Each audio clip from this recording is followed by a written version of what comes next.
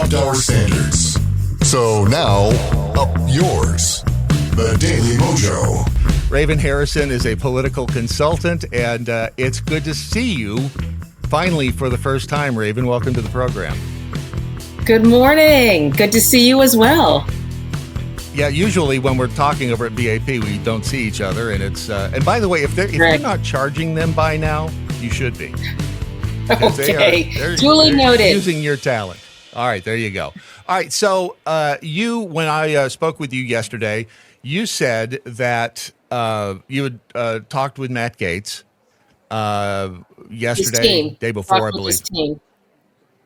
Okay, and what's going on in Washington right now? Is this legit? I mean, again, we've talked about not trusting anybody because I don't anymore, but is this a legit overtaking of the steering wheel by the people up in D.C. who, the Freedom Caucus, who seem to have our best interest in mind? What's happening up there right now?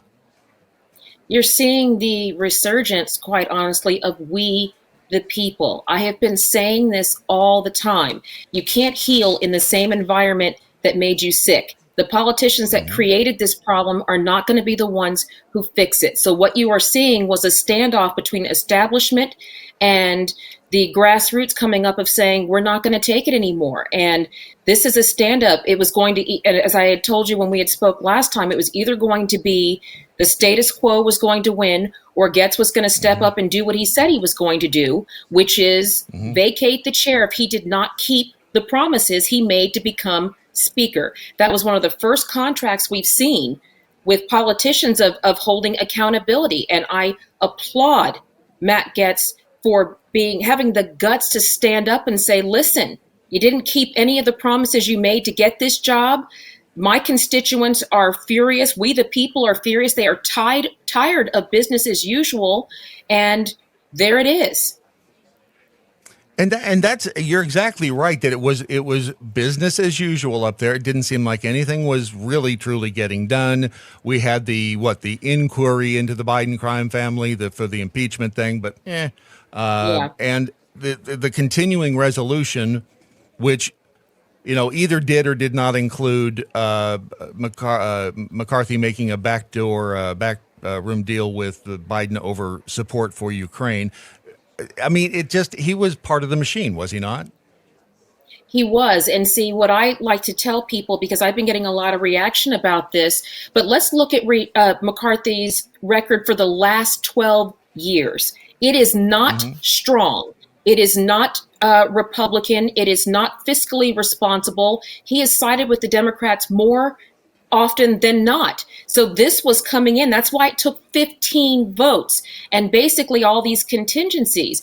But that's what you're looking at. Let's look at just the track record that led him to be removed. He said he was going to release the January 6th tapes. Do we have them?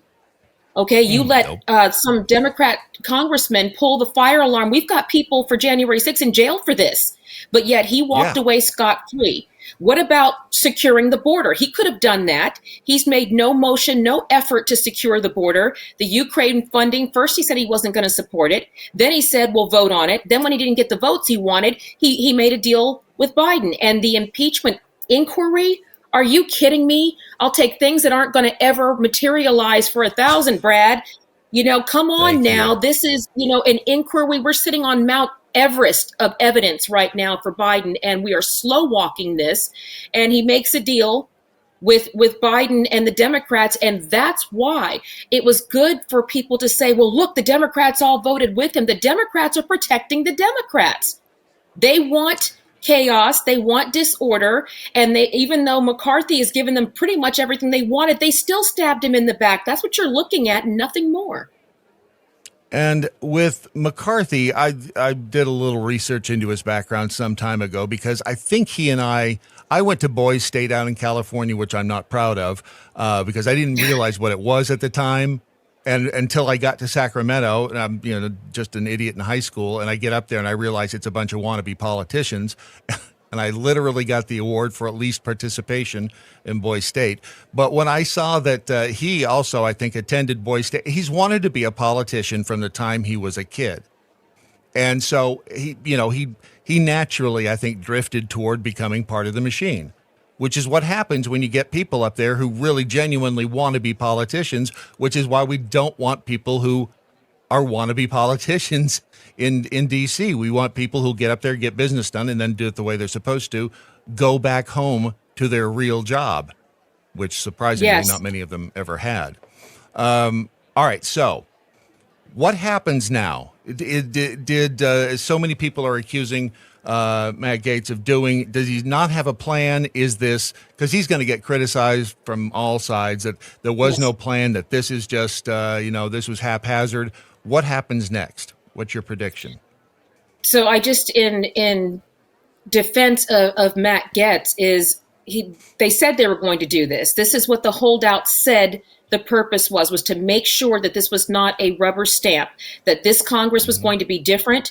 I mean, there's a recruiting element to this, too, of people not wanting to come. More people are going to independent than they are to Republican because Republicans have shown them they aren't going to stand. They aren't going to move forward. And then when times get tough, the Democrats lock arms and sing Kumbaya, and we eat each other. So what has to happen now is the criticism should be from people of why did it take Matt Gaetz to do this? He didn't keep his word. He held him to task. And now he's got Republicans fighting him saying, well, it's not the right time. Well, when's the right time? When's the right time to do what the people elected you to do? So now what we have to do is the infighting has to stop. So they can keep pointing fingers at Matt, or they can, put on their big kid pants and get to work, American people. Find a speaker. It took 15 votes. The people were telling you they didn't want McCarthy to begin with. So this was forced down the people's throat, and now it's done. So now get together, put a speaker in there who is going to represent the values of the American people, who is going to fight. We have record inflation. We have a wide open border. We have a life support economy. They're devaluing the dollar. All of this is happening, and we're right now dealing with hurt feelings. So we need to get some people to grow up, get on this front line, and get to the vote. Let's get a new speaker in. Let's go. The First Amendment. Did you know that you have rights? The Constitution says you do. Lives here. Watch and listen at thedailymojo.com.